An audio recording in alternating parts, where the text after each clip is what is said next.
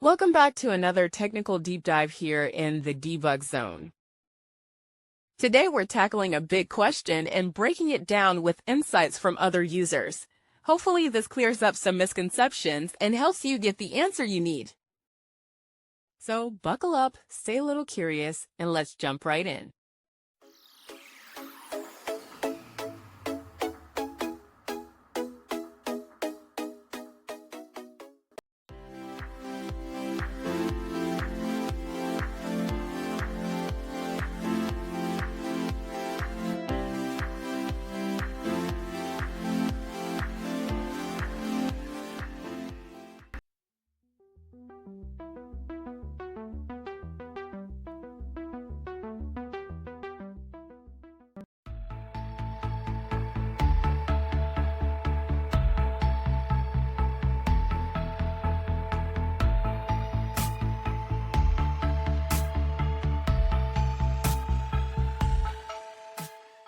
And that's a wrap.